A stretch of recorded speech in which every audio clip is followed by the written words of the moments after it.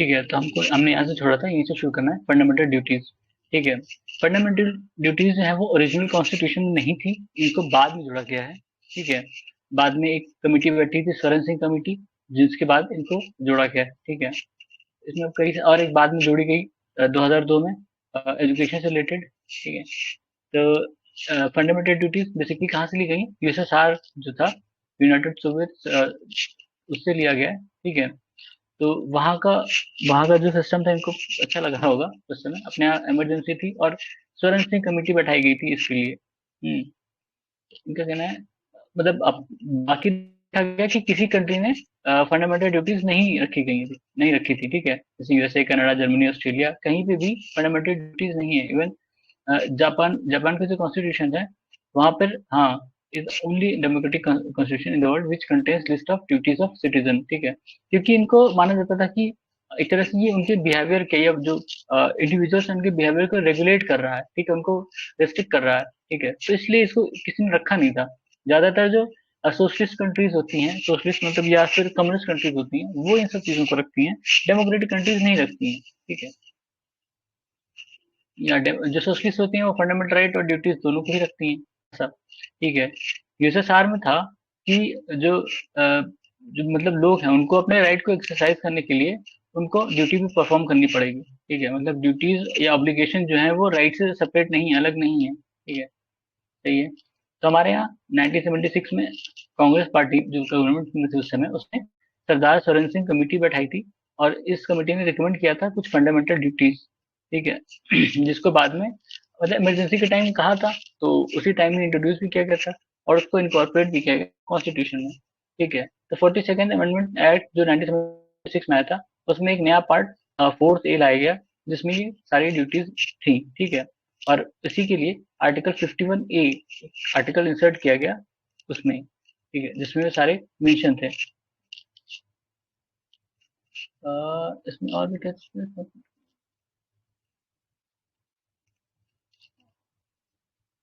अच्छा, 8 fundamental duties को उन्होंने रिकमेंड किया था।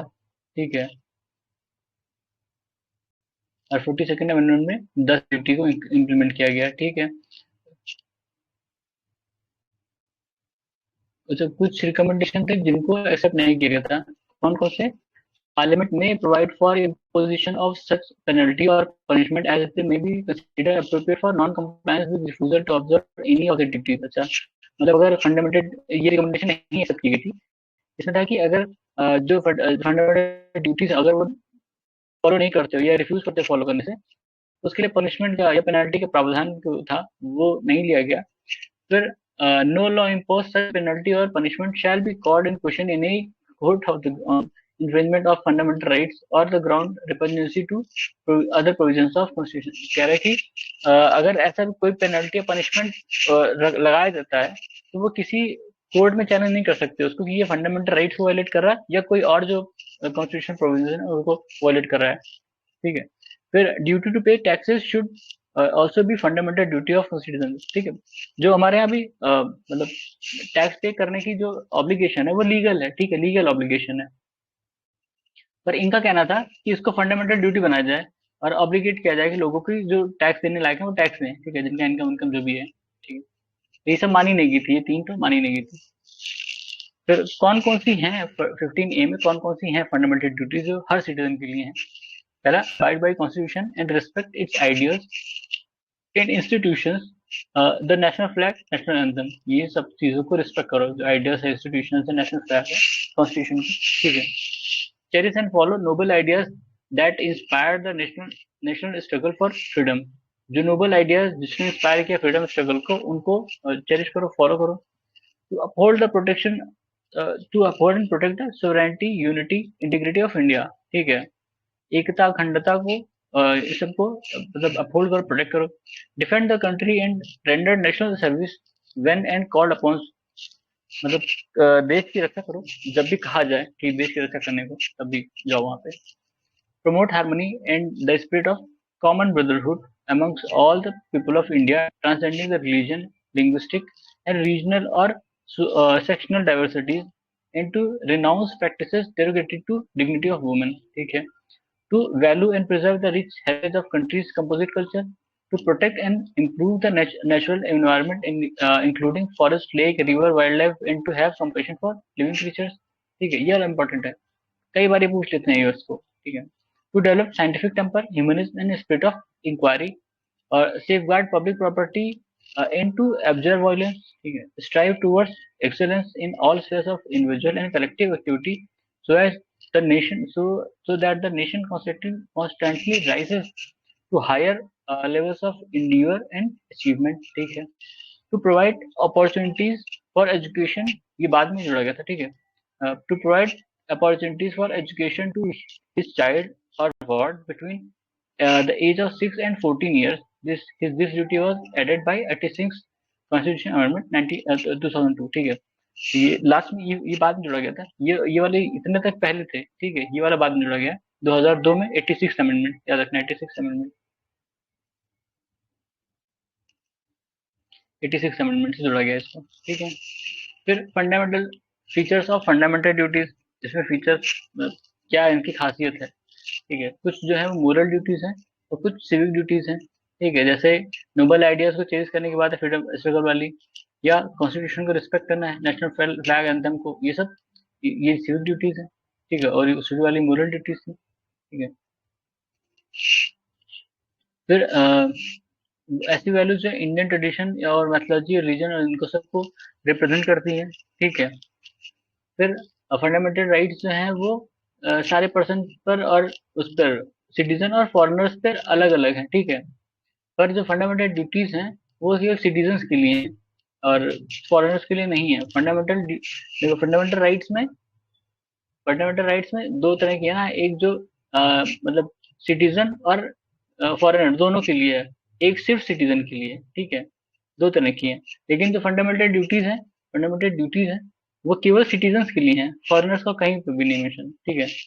फिर directive principles of and like directive principles fundamental right, ये भी नॉन जस्टिसेबल है. मतलब अगर कोई जो मेंशन है फंडामेंटल ड्यूटीज में उसको वायलेट करता है तो उसको कोई ऐसे मतलब सजा नहीं मिल सकती, या उसको इन्फोर्समेंट के लिए आप कोर्ट नहीं जा सकते कि ये फंडामेंटल ड्यूटी नहीं फॉलो कर रहा है.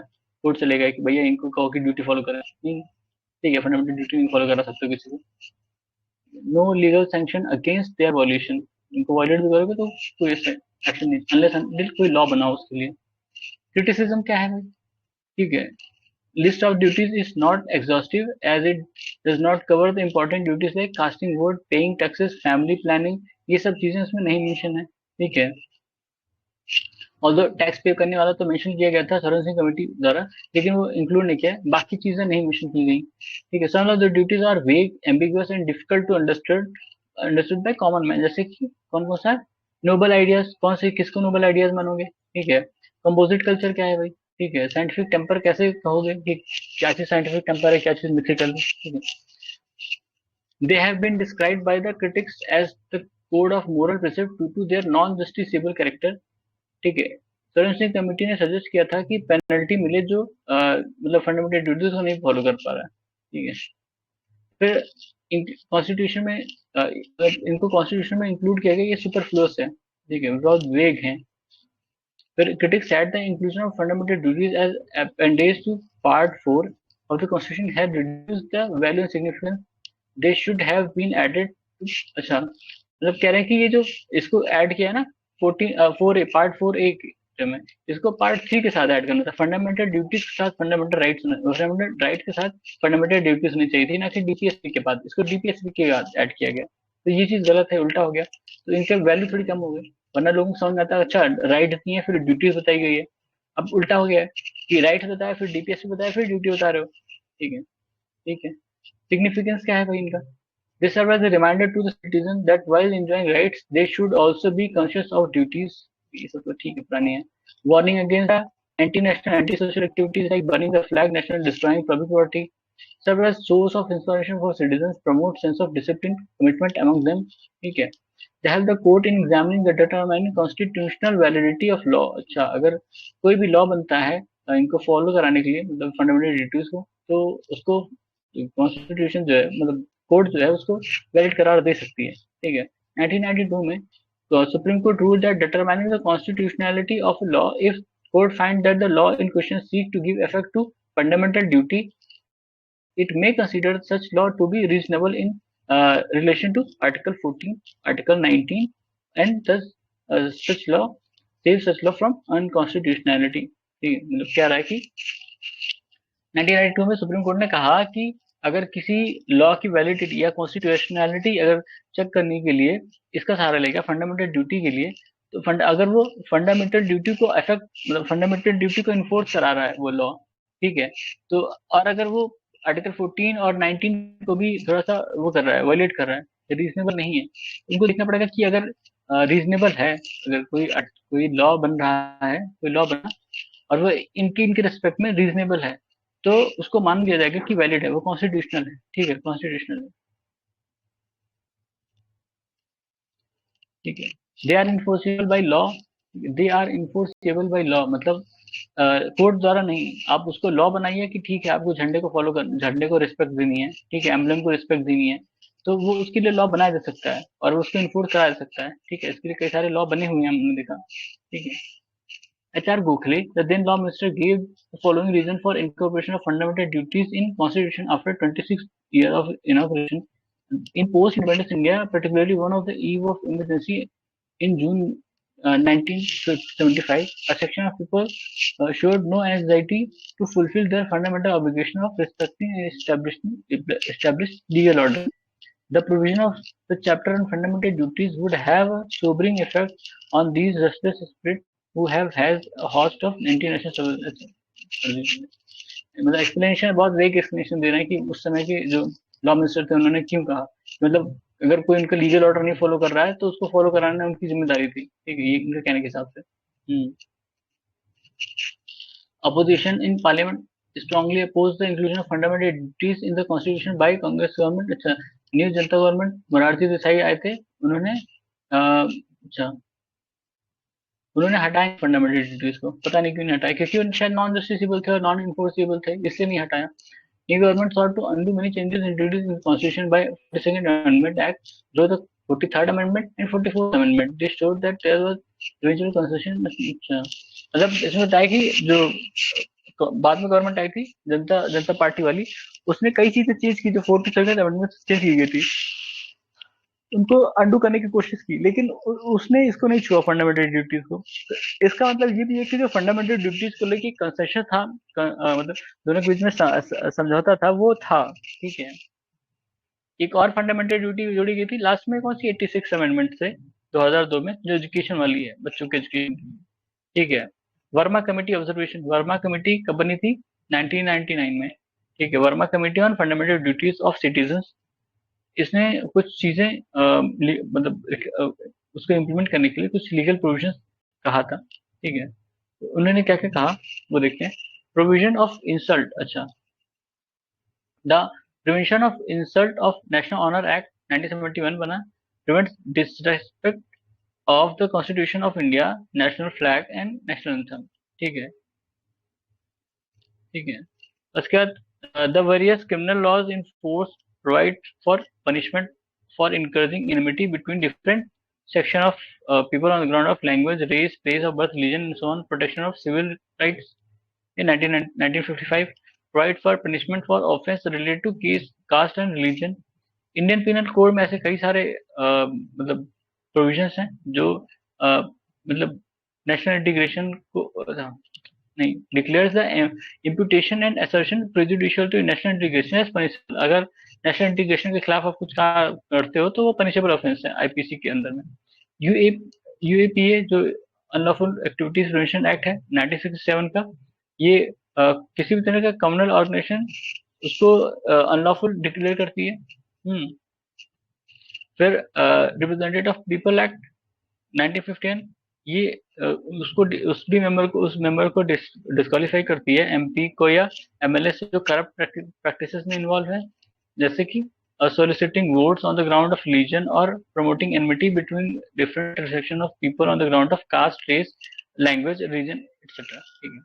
वाइल्ड लाइफ प्रोटेक्शन एक्ट 1972, ये जो ट्रेड है एंडेंजर्ड स्पीशीज का, उनको प्रोहिबिट करती है। Forest conservation act checks indiscriminate deforestation and diversion of forest. अच्छा, ये सारे लॉज वो हैं जो फंडामेंटल ड्यूटीज को इनैक्ट करने के लिए बनाए गए हैं, ठीक है।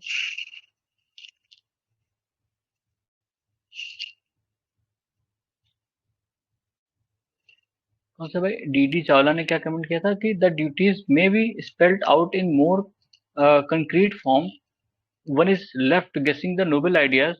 To some, even the Bhagat Singh may be such an ideal as inspired our national struggle. Again, what is the rich heritage of our composite culture? What is scientific temper, humanism, and spirit of inquiry and reform? The values are beyond to ken of the general run of the people and carry no meaning to them. Duty should be such and so worded as to catch the imagination of common man. का कहने का मतलब है जो चीजें उसमें mention है जैसे scientific temper, humanism, spiritual inquiry, ये सब ये मतलब थोड़ा सा वेग है, जो जो कॉमन लोग हैं वो नहीं समझ पाएंगे कि क्या है इसका मतलब, ठीक है। उसमें कहा गया कि जैसे जो नोबल आइडियाज हैं फ्रीडम स्ट्रगल के, उनका मतलब क्या है कि भगत सिंह को भी फॉलो कर सकते हो अपना, लेकिन भगत सिंह के मीन्स वॉयलेंट है, तो क्या आप कह रहे हो कि कोई भी वॉयलेंट हो सकता है उनके लिए, वो चीजें हैं। तो सबके अपने कमेंट भाई, छोड़ो, कोई मतलब नहीं इसका। इसके बाद अमेंडमेंट टू द कॉन्स्टिट्यूशन, ये इम्पोर्टेंट है। फिर अपने यहाँ भी कॉन्स्टिट्यूशन को एडजस्ट कर सकते हैं जो प्रिवेलिंग कंडीशन उसके हिसाब से, नेसेसिटीज के हिसाब से, ठीक है। ब्रिटेन में हो सकता है और यूएसए में भी हो सकता है। इसमें कह रहा है, हाँ जैसे ब्रिटेन में कॉन्स्टिट्यूशन चेंज करना आसान है, वहाँ तो रिटन कॉन्स्टिट्यूशन है नहीं, तो जो लॉ बनते हैं वही कॉन्स्टिट्यूशन वहाँ का, जो वहाँ की पार्लियामेंट लॉ बनाती है ब्रिटेन में, वही वहाँ का कॉन्स्टिट्यूशन है। और यूएसए के केस में उनके यहाँ बिल पास होता है भाई, तो उसके हिसाब से चेंज होगा, ठीक है। तो एक इजी है, यहाँ इजी वाला है और यहाँ टफ वाला है, ठीक है। यूएसए में ये टफ वाला है। अब हमारे यहाँ जो है वो फ्लेक्सिबल भी नहीं है और इजी भी नहीं है, तो मतलब फ्लेक्सिबल भी नहीं है और रिजिड भी नहीं है, तो सिंथेसिस है दोनों का मिला जुला के है। आर्टिकल 368 पार्ट 20 में है, और ये पार्लियामेंट की पावर से डील करता है जो अमेंडमेंट से रिलेटेड है, ठीक है। अमेंडमेंट ऑफ प्रोसीजर ओरिजिनली जो आर्टिकल 368 है उसको माना गया कि जो प्रोसीजर बता रही है ये पावर नहीं दे रही है पार्लियामेंट को, लेकिन बाद में सुप्रीम कोर्ट ने कहा केशवानंद भारती के केस में फाइनल वर्डिक्ट जो थी कि पार्लियामेंट जो है, पार्लियामेंट वो अमेंड कर सकती है, ठीक है, कॉन्स्टिट्यूशन को, लेकिन मतलब अमेंडमेंट उसको इनरेज करने के लिए होगा, उसको एवरेज करने के लिए नहीं। प्लस वो जो है बेसिक स्ट्रक्चर को वॉलेट नहीं कर सकती, ठीक है, बेसिक स्ट्रक्चर को वॉलेट नहीं कर सकती, ठीक है। केशवानंद भारती केस 1973, ठीक है। प्रोसीजर क्या है अमेंडमेंट का, ठीक। तो amendment of the constitution can be initiated only by the introduction of bill for the purpose in either house of the parliament and not to state legislature। पहला कंडीशन क्या है कि पार्लियामेंट के किसी एक हाउस में इंट्रोड्यूस किया जा सकता है, मतलब लोकसभा में या राज्यसभा में, किसी एक से भी इनिशिएट किया जा सकता है, ठीक है, किसी एक से भी। The bill can be introduce either by minister or by private member and does not require prior permission of president, ठीक है। देख लो, does not require prior permission of president. जो बिल है वो कोई मिनिस्टर जो है वो इंट्रोड्यूस कर सकता है, या प्राइवेट मेंबर जो है, ठीक है, वो भी इंट्रोड्यूस कर सकता है, प्राइवेट मेंबर, ठीक है, दोनों ही इंट्रोड्यूस कर सकते हैं। तो ठीक है, प्राइवेट मेंबर बिल हो सकता है और मिनिस्टर का भी बिल हो सकता है, दोनों तरफ हो सकता है। प्राइवेट मेंबर का ये मतलब नहीं कि सिर्फ वो सरकार की तरफ से होगा या रूलिंग पार्टी की तरफ से होगा, वो कोई भी हो सकता है, ठीक, कोई भी हो सकता है, किसी भी पार्टी का हो सकता है private member. Minister always ruling party का होगा, वैसे बात है, रूलिंग कॉलिशन या पार्टी का, ठीक है। द बिल मस्ट, और इसमें कह रहा है कि जो प्रेसिडेंट की परमिशन वो नहीं चाहिए, आप इंट्रोड्यूस करो धड़ से, कोई दिक्कत नहीं है। The bill must be passed in each houses by special majority, that is a majority of total membership of house and a majority of two-third of member of house present and voting, ठीक है। तो कह रहा है कि जो ये bill है ये दोनों ही हाउस में, मतलब लोकसभा और राज्यसभा दोनों जगह स्पेशल मेजोरिटी से पास होना चाहिए, ठीक है, स्पेशल मेजोरिटी से पास होना चाहिए। अब स्पेशल मेजोरिटी क्या है भाई, यहाँ के केस में कह रहा है कि स्पेशल मेजोरिटी मतलब अ, ठीक है, स्पेशल मेजोरिटी का मतलब होता है कि टोटल मेंबरशिप ऑफ हाउस, इस हाउस की कितनी मेंबरशिप है, ठीक है। अभी कितनी चल रही है, 545 ना, ठीक है, 545, तो 545 टोटल मेंबरशिप है, टोटल मेंबरशिप जितने टोटल नंबर ऑफ मेंबर होंगे, and a majority of two third of the members of the house present in voting, अब मान लो कि 545 नहीं आए, 545 नहीं आया यहाँ पे, तो इनका जो भी जितने भी परसेंट होंगे एक्स, उसका 2/3 प्रेजेंट इन वोटिंग, ठीक है, प्रेजेंट इन वोटिंग, ठीक है, मतलब अ मेजोरिटी ऑफ टोटल मेंबरशिप का मेजोरिटी हो, ठीक है, प्लस जो हो वो 2/3 प्रेजेंट और वोटिंग हो, ठीक है, ठीक है। Each house must pass the bill separately, दोनों अलग अलग पास करेंगे, और अगर डिसएग्रीमेंट हुआ तो यहाँ पे जॉइंट सेटिंग का कोई प्रावधान नहीं है, ठीक है। जॉइंट सेटिंग केवल केवल और केवल आपने देखा होगा कि जो नॉर्मल बिल होते हैं उनके केस में होता है, नॉर्मल एक्ट बिल के केस में, लॉ के केस में, वो अमेंडमेंट के केस में नहीं होता। If the bill seeks to amend federal provision, ठीक है, तो उस केस में उसको हाफ ऑफ द लेजिस्लेचर, मतलब half of the state legislature, ठीक है, बाई अ सिंपल मेजोरिटी।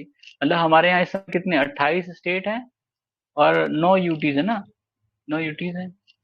तो जो बिल पास होगा, जो ऐसा कोई भी अमेंडमेंट जो फेडरल प्रोविजन को अमेंड करने की कोशिश कर रहा हो, उसको मतलब इन इस जितने भी जहाँ पे भी वो है, मतलब लेजिस्लेटिव असेंबलीज हैं, टोटल नंबर मान लो कि 28 है, तो 28 का आधा कितना हुआ, 14, ठीक है। 14 या 14 से ज्यादा कम से कम जो स्टेट लेजिस्लेचर है उनसे सिंपल मेजोरिटी से पास कराना होगा, तब जाके वो इम्प्लीमेंट होगा, ठीक है। इसमें लिखा है ratified by the legislature of half of the state by simple majority, that is majority of members of the house present in voting, ठीक है, ठीक है। और उसके बाद क्या है, after duly passed by both houses, the parliament and ratified by state legislature, जहाँ पे जरूरी होगा, तो bill is presented to president for assent. President must give his assent to the bill. He can neither withhold his assent to the bill nor return the bill for consideration of parliament, ठीक है। देखो इसमें important क्या था कि president की permission नहीं चाहिए जब इंट्रोड्यूस कर रहे हो, ठीक है, प्रेसिडेंट की परमिशन नहीं चाहिए, हाँ, प्रेसिडेंट की परमिशन नहीं चाहिए जब इंट्रोड्यूस कर रहे हो। लेकिन अगर प्रेसिडेंट के पास जब गया बिल सारा, मतलब सब जगह से पास पास होके, लोकसभा राज्यसभा, और अगर स्टेट लेजिस्लेचर, किस केस में स्टेट लेजिस्लेचर, जब किसी फेडरल प्रोविजन को आप अमेंड कर रहे हो, तो फेडरल प्रोविजन को अमेंड कर रहे हो, तो ठीक है, तो आपको स्टेट लेजिस्लेचर लेना भाव आधे से ज्यादा का, ठीक है, आधे आधे ज्यादा का, तो उसके बाद प्रेसिडेंट के पास जाएगा, तो प्रेसिडेंट उसको एसेंट ही देगा, उसको विदहोल्ड नहीं कर सकते और उसको वापस भी नहीं भेज सकते, विदहोल्ड नहीं कर सकते और वापस भी नहीं भेज सकते, ठीक है, रिटर्न नहीं कर सकते, उनको एसेंट देना ही पड़ेगा, ठीक है। और जब प्रेसिडेंट का एसेंट मिल गया तो बिल जो है एक्ट बन गया, ठीक है, ये इसको कॉन्स्टिट्यूशन अमेंडमेंट एक्ट कहेंगे। और constitution stand amendment amended in according with the terms of act, ठीक है। इसके बाद से जब एक्ट वो बन गया तो कॉन्स्टिट्यूशन माना जाएगा कि अब यही फाइनल कॉन्स्टिट्यूशन है, अमेंडमेंट के बाद वाला ही, ठीक है। टाइप्स ऑफ अमेंडमेंट हमारे कितने तरह के होते हैं भाई, हमने देखा कि एक तो जैसे 368 में दो तरह के मेंशन है, ठीक है, 368 में स्पेशल मेजोरिटी वाले, स्पेशल मेजोरिटी वाले, इसके अलावा भी कुछ हैं, ठीक है, जो अमेंडमेंट अमेंड तो करते हैं कॉन्स्टिट्यूशन का, लेकिन वो अमेंडमेंट नहीं माने जाते हैं, जो सिंपल मेजोरिटी से होते हैं, खासकर जो पार्लियामेंट के सिंपल मेजोरिटी से होते हैं। सिंपल मेजोरिटी मतलब कितने जितने लोग हैं उसकी मेजोरिटी, ठीक है, मतलब 100 लोग हैं तो 100 लोग की 100 लोग में ज्यादा है, मतलब कि 51 हो गए, ठीक है, 50 से ज्यादा 51, ठीक है, तो वो मेजोरिटी। तो इसमें जितने लोग हैं वो प्रेजेंट और वोटिंग है, ठीक है, उसको सिंपल मेजोरिटी कहते हैं। तो ये जो अमेंडमेंट होंगे सिंपल मेजोरिटी से, इनको अमेंडमेंट नहीं कंसिडर किया जाता, ठीक है। तो हमारे यहाँ जो कॉन्स्टिट्यूशन है वो तीन तरीके से अमेंड किया जा सकता है। पहला simple majority of the parliament, दूसरा special majority of the parliament, तीसरा special majority of the parliament plus ratification of half of the state, ठीक है। तीन तरह से अमेंडमेंट किया सकता है। ये पहला वाला अमेंडमेंट नहीं माना जाता, क्यों? क्योंकि ये 368 में नहीं मेंशन है, 368 में नहीं है, 368 में नहीं है, ये दोनों हैं, ये दोनों हैं, ठीक है। तो सिंपल मेजोरिटी से क्या क्या चीजें अमेंड करते हैं, देख लो। सिंपल मेजोरिटी जो 368 के बाहर है, कोई स्टेट बनाना हो नया, स्टैब्लिशमेंट ऑफ स्टेट, और फॉर्मेशन ऑफ न्यू स्टेट और and alteration area of areas boundaries and और नेम्स ऑफ एग्जिस्टिंग स्टेट, ये अगर करना हो। फिर एबोलिशन और creation of legislative council in state, ठीक है, अगर ये करना हो। मतलब सिंपल मेजोरिटी से होगा इसका, ठीक है। सेकेंड शेड्यूल, एमोल्यूमेंट और अलाउंस, प्रिविलेजेस, और जैसा कि प्रेसिडेंट और गवर्नर केस में, स्पीकर केस में, जजेस केस में, ठीक है, उनके एमोल्यूमेंट्स, अलाउंस और प्रिविलेज अगर चेंज करना हो, पार्लियामेंट का कोरम अगर चेंज करना हो, ठीक है, उस इसमें भी सिंपल मेजोरिटी चाहिए। Salaries and allowance of parliament member, अच्छा जो एमपीज की सैलरी ऑफ वो होगी, ये सारी चीजें चेंज कर सकते हो, ये सिंपल मेजोरिटी से होगा। प्लस इसको क्या कहते हैं, अमेंडमेंट नहीं माना जाएगा, ऑल्दो इसमें आप कॉन्स्टिट्यूशन को अमेंड कर रहे हो, ठीक है। Rules of procedures in parliament, privilege of parliament, its member and its committee, use of English language in parliament, number of queens judges in Supreme Court, conferment of more jurisdiction to on the Supreme Court, use of official language, citizenship acquisition and termination, ये important है, ठीक है। Election to parliament in state legislature, delimitation of constituencies, union territories, or cap fifth schedule, amendment of the schedule areas and schedule tribe, और six schedule में administration of tribal areas, ठीक है। इसमें क्या क्या है भाई, देखो इसमें शेड्यूल एरियाज और शेड्यूल ट्राइब और इसमें ट्राइबल एरियाज, ठीक है, ठीक है। तो ये 18 चीजें हैं जिनको अमेंड करने के लिए आपको स्पेशल प्रोविजन नहीं चाहिए, सिर्फ सिंपल मेजोरिटी से ऐड मतलब अमेंड हो जाएगा, ठीक है। सिंपल मेजोरिटी चाहिए बस इनको अमेंड करने के लिए, और इनको कॉन्स्टिट्यूशन पर अमेंडमेंट नहीं माना जाता, ऑल्दो ये कॉन्स्टिट्यूशन को अमेंड करते हैं, ठीक है, ये समझ लेना। फिर special majority of parliament, special majority में क्या क्या चीजें आती हैं, इसमें टोटल मेंबरशिप चाहिए। टोटल मेंबरशिप का मतलब है total number of members comprising of the house irrespective of the fact that whether vacancies और एब्सेंटीज। तो हमने जैसे बताया कि कितने 545 है ना टोटल अभी, 545, तो 545 टोटल मेंबरशिप हो गया, ठीक है, ठीक है। इसमें कह रहा है कि strictly speaking special majority is required only for voting at third reading stage of bill, but by way of abundant caution the requirement for special majority has been provided for the rules of the house in respect to all effective stages of the bill, ठीक है। इसमें कह रहा है कि अगर देखा जाए तो जो 2/3 वाली मेजोरिटी चाहिए वो केवल आखिरी स्टेज, जो थर्ड स्टेज होती है बिल की, उस पे चाहिए, जो लास्ट में पास होता है। लेकिन कह रहा है कि जो मतलब क्योंकि ये चीजें बड़ी क्रिटिकल होती हैं, तो इसके लिए हर स्टेज पे इसको रिकमेंड किया गया कि हर स्टेज पे जब भी बिल पास होगा उसको आपको स्पेशल मेजोरिटी से करनी होगी, ठीक है। तो इसमें स्पेशल मेजोरिटी से क्या क्या चीजें मतलब अमेंड किया सकता है, फंडामेंटल राइट, ठीक है, fundamental right, directive principles of state policy, और वो सारे प्रोविजन जो पहले और तीसरे कैटेगरी में नहीं है, all other provisions that are not covered by the first and third category, ठीक है। पहले और तीसरे कैटेगरी में नहीं है, तीसरा कौन सा, अच्छा ऑल अदर प्रोविजंस, ठीक है। उसके बाद क्या है, special majority of parliament in consent of state किस केस में चाहिए, ठीक है, देख लेते हैं सीधे। Election of president and it's manner, extent of executive powers of union state, supreme court and high courts, ठीक है, distribution of legislative power between union and states, goods and services tax council, any of list in any of the list in seven schedule, ठीक है, अगर seven schedule की किसी list को change करना पड़े तो the representation of state in parliament, ठीक है, representation of state in parliament.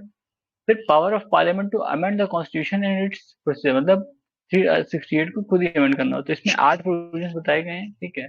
Parliament जो प्रेसिडेंट है उनका इलेक्शन, ठीक है, जो एग्जीक्यूटिव पावर है यूनियन की और स्टेट की उसको, सुप्रीम कोर्ट और हाई कोर्ट के केसेस वाले मतलब उनकी पावर्स को अगर करना हो, जो लेजिस्लेटिव पावर है यूनियन का और स्टेट का उसको अगर चेंज करना हो, ठीक है, जीएसटी काउंसिल के लिए, और जो सेवन शेड्यूल में है उसकी किसी लिस्ट को चेंज करना हो तो, फिर पार्लियामेंट में जो रिप्रेजेंटेशन है उसको अगर करना हो चेंज तो, और जो 368 आर्टिकल है 368 अमेंड अगर अमेंड करना हो, इसी को अमेंड करना हो, तो इन सारे केसेस में स्पेशल मेजोरिटी प्लस हाफ वाला केस लगेगा, ठीक है, स्पेशल मेजोरिटी हाफ, ठीक है, ठीक है। नहीं हाँ हाँ, स्पेशल मेजोरिटी प्लस हाफ मतलब वही, स्पेशल में क्या था, 2/3 ना, 2/3 वाला केस, 2/3 और ये वाले में हाफ, दोनों मिला के होगा ये वाला आर्ट, ठीक है। अब इसका क्रिटिसिज्म क्या है, क्रिटिसिज्म क्या है, कई ग्राउंड पर क्रिटिसाइज किया गया। पहला, there is no provision for special body constitutional convention, जैसे कि यूएसए के केस में होता है, या constitutional assembly for amending the constitution. The constituent power vested in parliament in only in few cases in the state. अच्छा, कह रहा है कि हमारे यहाँ जैसे मैंने पहले बताया था कि पार्लियामेंट का पावर नहीं कॉन्स्टिट्यूशन चेंज करने की, कॉन्स्टिट्यूशन अमेंड करने की। वो कॉन्स्टिट्यूएंट असेंबली को थी जिसने कॉन्स्टिट्यूशन बनाया है, कॉन्स्टिट्यूशन। ठीक है, तो वो कॉन्स्टिट्यूएंट असेंबली के पास पावर थी कि वो कॉन्स्टिट्यूशन बनाए और उसको चेंज करे। ठीक है, बनाए और चेंज करे, कॉन्स्टिट्यूशन बनाए और चेंज करे। पर क्योंकि कॉन्स्टिट्यूएंट कॉन्स्टिट्यूएंट असेंबली भंग हो गई जब कॉन्स्टिट्यूशन बना, तो और जो आर्टिकल 368 था उसमें मेंशन था भाई कि ऐसे ऐसे करके आप चेंज कर सकते हो। तो अब ये प्रोसीजर तो है, पर इसमें ये नहीं लिखा है कि पार्लियामेंट कर सकती है। ठीक है, तो पार्लियामेंट नहीं कर सकती तो कैसे भाई, कैसे मान लोगे कि पावर कन्फर्ड है? तो हमने देखा कि फिर केशवानंद भारती के साया उसमें सुप्रीम कोर्ट ने कहा कि ठीक है अमेंड कर सकते हो, लेकिन बेसिक सोच से नहीं वॉलेट कर सकते हो। ठीक है, ठीक है, तो पावर उनको मिल गई। लेकिन वही बता रहे हैं कि क्रिटिसिज्म भी यही कि हमारे यहाँ कॉन्स्टिट्यूशनल कन्वेंशन या कॉन्स्टिट्यूशनल असेंबली नहीं है जो उसको अमेंड कर सके। ठीक है, तो ये स्पेशल बॉडी होनी चाहिए थी जो अमेंड करती, जो पार्लियामेंट कॉन्स्टिट्यूशन को अमेंड करने की बात थी। ठीक है, और ये मतलब ज्यादातर इसमें जो पावर भैया मैक्सिमम कर दो 90 या 99% जो अमेंडमेंट पावर है पार्लियामेंट के पास है, कुछ बहुत थोड़ी सी है वो स्टेट में है। ठीक है, ठीक है।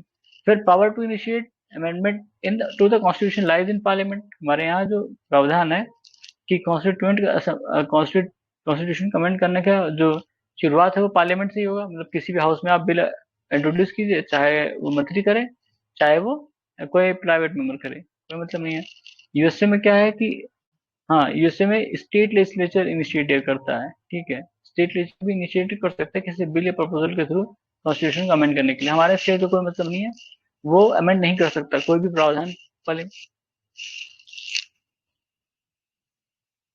ठीक है, अ, एक ही केस में इनका मतलब वो रोक सकते हैं जहां पर एबोलिशन ऑफ लेजिस्लेटिव काउंसिल है, मतलब उसी केस में इनिशिएटिव कर सकते हैं। एबोलिशन ऑफ लेजिस्लेटिव काउंसिल है, उस केस में ही पार्लियामेंट के अलावा ये जो स्टेट लेजिस्लेचर है वो इन्वॉल्व है। ठीक है, स्टेट लेजिस्लेचर काउंसिल को बनाने के लिए। ठीक है, तो अच्छा, मतलब लेकिन ये पार्लियामेंट के ऊपर है कि वो उस पर कोई एक्शन ले या उसके अप्रूव करे, डिसअप्रूव करे या ना बनाए, वो पार्लियामेंट के ऊपर है। स्टेट लेजिस्लेचर इनिशिएट कर सकता है। तो तमिलनाडु के केस में देखा गया था, तमिलनाडु ने एक बार बनाया, एक बार भंग कर। पहले बोला बोला तमिलनाडु ने कि भाई हमें लेजिस्लेटिव असेंबली चाहिए। ठीक है, लेजिस्लेटिव काउंसिल। फिर उनका कि नहीं चाहिए, भंग कर दो। फिर उनका क्या चाहिए, अभी उनका जो बिल पड़ा है ना वो पड़ा हुआ है कि उन्होंने पास किया था कि भाई हमको फिर से लेजिस्लेटिव काउंसिल चाहिए। ठीक है, तो अप्रूव नहीं किया और सेंटर ने कहा कि भाई तुम देख लो अपने हिसाब से तुम्हें चाहिए कि नहीं चाहिए, पहले फाइनल बताओ। Major the major part of constitution by parliament alone. ठीक है, देखा था। Constitution does not prescribe the time frame within which state legislature should ratify or reject an amendment submitted to them. Also, it is silent on the issue whether the state can withdraw their approval after। अच्छा, तो कह रहा है कि constitution में ये भी mention है कि कितने दिन में जो स्टेट लेजिस्लेचर है वो, जैसे मान लो कि जो अमेंडमेंट जिनके लिए हाफ आधे स्टेट का वो चाहिए, ठीक है, अप्रूवल, ठीक है, सिंपल मेजोरिटी से, तो इसमें कॉन्स्टिट्यूशन में नहीं मेंशन है कि कितने दिन में चाहिए। ठीक है, ये अप्रूवल कितने दिन में चाहिए नहीं मेंशन है। उनको चाहे वो रेटिफाई करें चाहे वो रिजेक्ट करें, लेकिन मेंशन तो है टाइम की भाई 2 महीना 3 महीने कितने महीने में इनको करना है। ठीक है, वो नहीं मेंशन है। प्लस ये भी है कि अगर किसी ने अपना एसेंट दे दिया, मतलब मान लो कि किसी ने अप्रूव कर दिया किसी ने, बाद में अगर उसको वापस लेना चाहती है तो नहीं कर सकती। ठीक है, ये वाला भी केस नहीं है इसमें, मतलब ये किसी ने मेंशन है। There is no provision for holding of joint sitting for both houses of parliament if there is deadlock over passage of constitutional amendment bill other than। ठीक है, ये तो नहीं है। The process of amendment is similar to the legislative process। हाँ, ठीक है, except the special majority, the constitution amendment bill are to be passed by parliament in the same way as ordinary bill। मतलब कह रहा है कि amendment का case और जो नॉर्मल लेजिस्लेशन का केस होता है दोनों सेम ही है। एक्सेप्ट कि इसमें आपको स्पेशल मेजोरिटी चाहिए, और कोई अंतर दिखेगा नहीं, मतलब सारी चीजें सिमिलर है, लोग वही हैं, और उसी तरह से डिबेट डिस्कशन जो भी हो रहा है, और बात है स्पेशल बॉडी नहीं बनी है, तो सारी चीज सिमिलर है, एक्सेप्ट कि इसमें स्पेशल मेजोरिटी चाहिए आपको, नॉर्मल बिल के केस में या वैसे लॉ के केस में नहीं चाहिए, ठीक है। फिर the provisions related to the amendment procedure are too sketchy, ठीक है। अच्छा, and they have wide scope for the taking of matter up to judiciary, कह रहा है कि जो रिलेटेड अमेंडमेंट प्रोसीजर से रिलेटेड प्रोविजंस हैं वो बहुत स्केची हैं, और इसीलिए कई बार लोग क्या करते हैं कॉन्स्टिट्यूशन उसकी वैलिडिटी के लिए कोर्ट पहुंच जाते हैं, ठीक है, जुडिशरी के पास चले जाते हैं। हमने देखा है कई बार, जैसे अभी देखा था मनी बिल को लेकर था, मनी बिल को रिलेटेड था कि स्पीकर जो है, स्पीकर डिक्लेयर करता है ना कोई भी चीज मनी बिल, ठीक है। अब वो पहुंच गए कि भाई स्पीकर कैसे डिक्लेयर कर रहा है सारी चीज को मनी बिल, भाई उनका तो खैर अधिकार है, लेकिन पहुंच गए। Despite these facts, it cannot be denied the process has provided a simple and easy and has succeeded in meeting the changes needed in condition. अच्छा ठीक, किसी वेयर ने कहा strikes a good balance between flexibility and rigidity. Pandit Nehru ने क्या कहा था कि while we want this constitution to be as solid and permanent as we can make it, there is no permanence in the constitution. There should be a certain flexibility. If you make any constitution rigid and permanent, you stop the nation's growth, and growth is growth of living, vital, organic people. ठीक है। अम्बेडकर जी ने क्या कहा कि the assembly has not only refrained from putting seal of finality and infallibility upon its constitution by denying ठीक है, by denying the people the right to amend the constitution as in Canada, or by making the amendment to a constitution subject to fulfillment of extraordinary terms and conditions as in America or Australia, but has provided a facile procedure for amending the constitution. अच्छा, जिसमें कह रहा है कि जैसे Canada के case में है कि वहां पे अमेंड नहीं कर सकते कॉन्स्टिट्यूशन, ठीक है, और इसको ऐसा बनाया गया कि जैसे कोई अगर एक्स्ट्राऑर्डिनरी सिचुएशन आ गई तो आप अपने हिसाब से उसको अमेंड कर सको, ठीक है।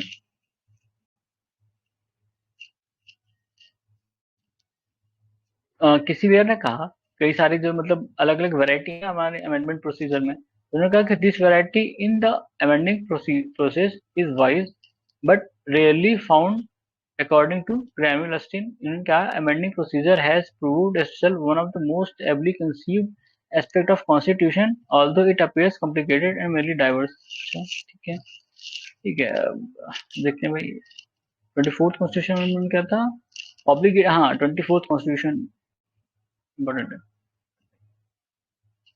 24th कॉन्स्टिट्यूशन अमेंडमेंट जो था 1971 में, हाँ 24th कॉन्स्टिट्यूशन अमेंडमेंट 1971 में, इसमें कहा कि जो प्रेसिडेंट है उनको जो मतलब अगर अमेंडमेंट बिल गया तो ऑब्लिगेटरी है कि वो असेंट देंगे अपना, ठीक है, ठीक है। फिर ठीक है, हाँ ये इंपॉर्टेंट था बस, इसमें से 24th कॉन्स्टिट्यूशन अमेंडमेंट, इसमें मतलब ऑब्लिगेशन दिया गया प्रेसिडेंट पर कि अगर अमेंडमेंट बिल गया तो वो उस पर साइन करेंगे ही करेंगे, ठीक है, ठीक है। तो बेसिक स्ट्रक्चर कॉन्स्टिट्यूशन कब आया भाई, तुमने लिखा था आर्टिकल 368 में, ठीक है, सारी शंकरी प्रसाद का केस है 1951, constitutional validity first amendment act, ठीक है, which curtail the right to property was challenged. उसके बाद क्या था, rule that parliament to amend under article include the power to amend fundamental rights. The word law in Article 13 include not only ordinary laws but not a constitution amendment, ये constituent law, ठीक है। Therefore, the Parliament can abridge or take any of the fundamental right by enacting a constituent amendment act. Such law will not be void under Article 13, ठीक है।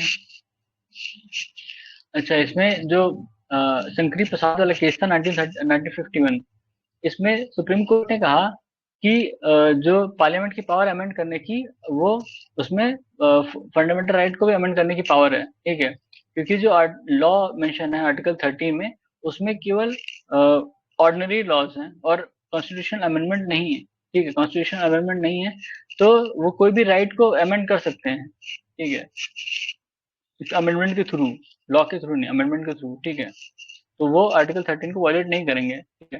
फिर उसके बाद आया Golaknath case 1967 में, सुप्रीम कोर्ट ने कहा जो पुराना स्टैंड था उसको रिवर्स किया और कहा कि कि जो सातवां मतलब 17th कॉन्स्टिट्यूशन अमेंडमेंट था, उसको 9th शेड्यूल उसमें डाला गया था ना, which inserted certain, अच्छा कुछ स्टेट एक्ट को 9th शेड्यूल में डाला गया था, उसको चैलेंज किया गया था। तो सुप्रीम कोर्ट ने क्या कहा था कि fundamental rights are given a transcendental and immutable position, and hence the parliament cannot abridge or take away any of these rights. A constitutional amendment act is also a law within the meaning of article 13. It has would be void for violating any of the fundamental right।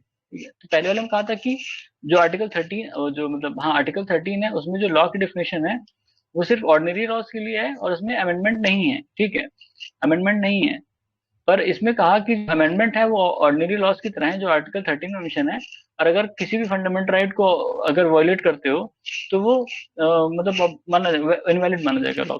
ठीक है,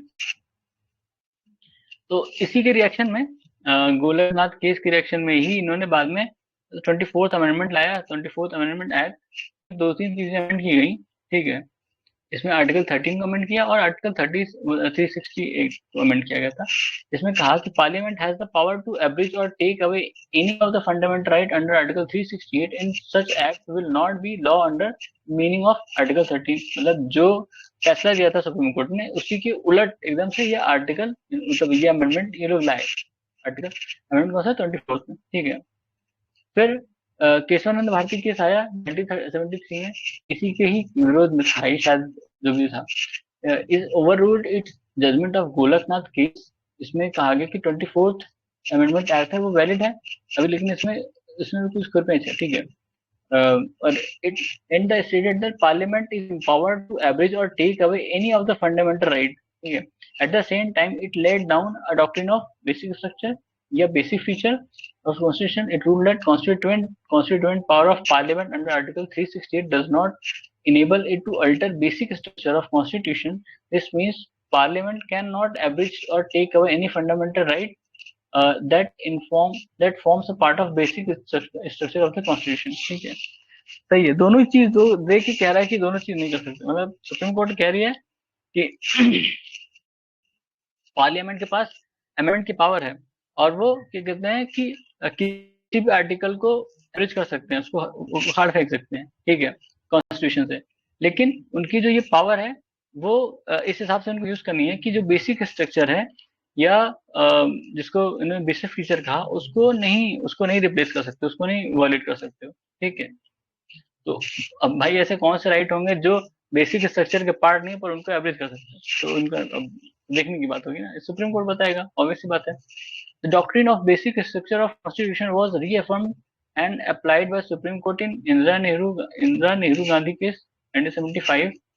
In this case, Supreme Court invalidated the provision of 39th Amendment Act, which kept the election disputes involved the Prime Minister and the Speaker of Lok Sabha outside the jurisdiction of all court। अच्छा ठीक है, ठीक है, ठीक है, क्योंकि इस case में क्या हुआ था, इसमें इंदिरा गांधी को कहा गया था कि इंदिरा गांधी ने जो पोल कोड है उसको वायलेट किया था, सरकारी मशीन का इस्तेमाल किया था प्रचार में, तो करप्ट प्रैक्टिसेस में आएगा और इनकी जो इलेक्शन है उसको रद्द किया जाए, और रद्द हो गया, ऑब्वियसली बात है। ठीक है, लेकिन क्या हुआ कि फिर उसके बाद इन्होंने 39th अमेंडमेंट लाया, जो उस समय की कांग्रेस गवर्नमेंट थी, उसने कहा कि अगर जो प्रेसिडेंट का इलेक्शन होगा और स्पीकर का स्पीकर का इलेक्शन होगा लोकसभा स्पीकर का, उनको कोई भी कोर्ट जो है वो वहां पे चैलेंज कर सकते हो। ठीक है, ठीक है, Court said that the provisions was beyond the amending power of constitution as it affect the basic structure of constitution। ठीक है, पहली बार ये इस्तेमाल किया गया बेसिक स्ट्रक्चर कि बेसिक स्ट्रक्चर को वायलेट कर रहा है, इसलिए ये पार्लियामेंट नहीं कर सकती। ठीक है, फिर पार्लियामेंट उसके बाद फिर एक नया लाई 42nd अमेंडमेंट है। 42nd अमेंडमेंट में काफी चीजें चेंज की। ठीक है, act amended article 368 and declared that there is no limitation on constituent power of parliament, and no amendment can be questioned by any court on any ground including on the contravention of any of fundamental right। ठीक है, ये 42nd amendment से आया था। 42nd amendment ने article 368 को भी amend किया था। ठीक है, 368 को भी अमेंड किया गया था और कहा था कि जो भी अमेंडमेंट होगा, कोई भी अमेंडमेंट अगर पार्लियामेंट से पास होती है, उसको किसी भी ग्राउंड पर चाहे वो फंडामेंटल राइट को ही अगर वायलेट कर रहा हो, किसी भी ग्राउंड पर उसको किसी कोर्ट में चैलेंज नहीं किया सकता, ठीक है। तो इसी के बाद सुप्रीम कोर्ट का आया था मिनर्वा मिल केस में वर्डिक्ट, ठीक है। इसने इस प्रोविजन को इनवैलिडेट किया था कि जहां पर जुडिशियल रिव्यू नहीं कर सकते, मतलब जो कोर्ट में चैलेंज करने वाली बात है ना, वो जुडिशियल रिव्यू से रिलेटेड होगी। इसलिए क्योंकि जुडिशियल रिव्यू जो है वो बेसिक फीचर है, आप उसके खिलाफ नहीं जा सकते। तो उसी बेसिक स्ट्रक्चर डॉक्ट्रिन का फिर से इस्तेमाल किया गया 368 आर्टिकल बचाने के लिए, ठीक है। फिर उसके बाद वमन राव केस 1981, इसमें सुप्रीम कोर्ट ने कहा कि बेसिक स्ट्रक्चर है, और कहा कि constitution amendment enacted constitutional amendments enacted after अप्रैल 24 1976, जब केशवानंद का वो आया था, ठीक है, जजमेंट, उसके बाद से जितने भी वहाँ पे बेसिक स्ट्रक्चर डॉक्ट्रिन लग जाएगा, ठीक है। एलिमेंट्स ऑफ बेसिक स्ट्रक्चर में क्या क्या भाई? बेसिक स्ट्रक्चर में, हाँ देखो, अभी तक जो जो डिक्लेयर किया गया है बेसिक स्ट्रक्चर क्या क्या चीजें हैं। पहला, सुप्रीमेसी ऑफ कॉन्स्टिट्यूशन, मतलब कॉन्स्टिट्यूशन जो है वो सुप्रीम है, उसके ऊपर कुछ नहीं है, ना लेजिस्लेचर है, ना एग्जीक्यूटिव, कोई नहीं है, इवन जुडिशियरी नहीं। सोवरेन, डेमोक्रेटिक और Republican nature of Indian polity, ये सब बेसिक स्ट्रक्चर के पार्ट है। Secular character of constitution, separation of power between legislature and executive and judiciary, ठीक है। Federal character of constitution, character है लेकिन कहीं फेडरलिज्म डिफाइन नहीं है, ठीक है। Unity and integrity of nation, welfare state, socio-economic justice, judicial review, freedom and dignity of individual, parliamentary system, ठीक है, ठीक है, parliamentary system, rule of law, harmony and balance between fundamental right and directive principle, principle of equality, free and fair election, independence of judiciary, judiciary ऊपर भी तो था नहीं मैं, limited power of parliament to amend the constitution, effective access to justice, principles or uh, principles or essence underlying fundamental rights, powers of the Supreme Court under Article 32, 136, 141, 142, ये सब basic section के part है। और power of high court under article 226 और 227, ठीक है, ये सब बेसिक सेक्शन के पार्ट है। तो इस पे बता रहे, देखो अब ये अभी जो हमने पढ़ा उसी को ही मतलब उसी को ही सीक्वेंस में लिख दिया है, ठीक है। Kesavananda Bharati case, fundamental right case 1973, ठीक है। Supremacy of constitution, separation of power between executive, legislature और जुडिशरी, और republic and democratic form of government, secular character of constitution, federal character of constitution, sovereignty and unity of India, freedom and dignity of individuals, mandate to build welfare state, parliamentary system, ठीक है। 1975 election, Nehru Indira Gandhi, मतलब Indira Nehru Gandhi case था 1975 में, जिसको election case कहते हैं। इसमें कहा था कि इंडिया जो है वो सोवरेन डेमोक्रेटिक रिपब्लिक है, इक्वलिटी ऑफ स्टेटस है, अपॉर्चुनिटी और इंडिविजुअल को नहीं, इक्वलिटी ऑफ स्टेटस और अपॉर्चुनिटी इंडिविजुअल्स को, सेकुलर और फ्रीडम ऑफ कॉन्साइंस है, government of laws and not of man, ठीक है, यानी कि रूल ऑफ लॉ है, जुडिशियल रिव्यू है, fair election which is implied in democracy, ये सब उन्होंने बोला था। मिनर्वा मिल केस 1980 में आता है, ठीक है। इसमें बताया कि जो पार्लियामेंट की पावर अमेंड करने की वो लिमिटेड है, ठीक है, जुडिशियल रिव्यू इंपॉर्टेंट है। हार्मनी और बैलेंस होगा किसके, फंडामेंटल राइट और डायरेक्टिव प्रिंसिपल में, सही बात है। फिर सेंट्रल कोल फील्ड, ठीक है, effective access to justice, Bhim Singh ji case, welfare state, ठीक है। SP Sampath Kumar, rule of law और जुडिशियल रिव्यू की संबा मूर्ति केस, ये रूल ऑफ जुडिशियल रिव्यू, ठीक है, दोनों सेम है।